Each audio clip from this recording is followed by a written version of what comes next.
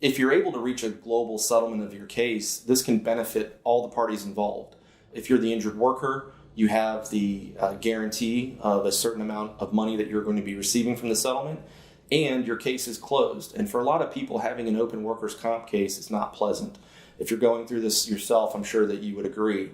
You've got concerns about, is somebody watching you on surveillance, having to go to doctor's appointments with doctors that you don't want to see. But if you settle your case, you're able to take that lump sum amount of money, move on with your life, and hopefully move into a better place financially.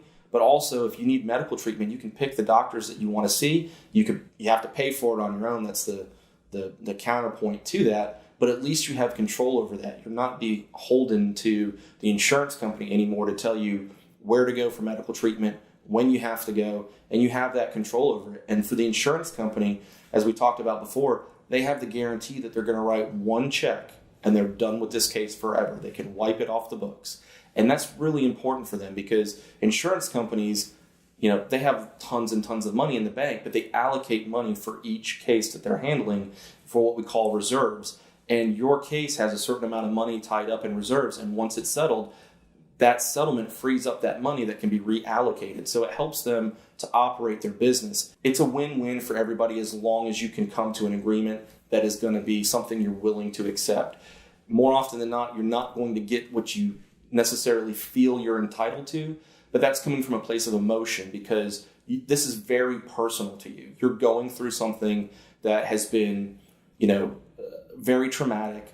It has turned your life upside down, made things difficult for you and your family, and it's natural for you as a human being to want to get paid something for that aggravation, that pain and suffering. But as I mentioned before, there's nothing in the law that's going to compensate you for that. So that's one of the most important things for people to understand when they're dealing with a Florida workers' compensation case from the get-go. As I explained to my clients in their initial consult, you have to understand the playing field that you're on. You have to understand the rules of the game. If you don't, you're not going to be able to navigate the system properly.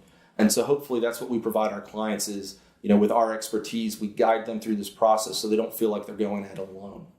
Likewise, settlement is beneficial for the employer who has the insurance policy that's paying your claim because they will be able to typically get you to sign what's called a general release and resignation. This is an agreement that is typically required to settle most cases, and if the injured worker isn't willing to do it, the case simply cannot settle. And basically that agreement, in a nutshell, is your agreement to never work for the company again, to never sue them for anything that happened to you while you're an employee, but the employer is very motivated to try and get you out the door once you've been injured on the job.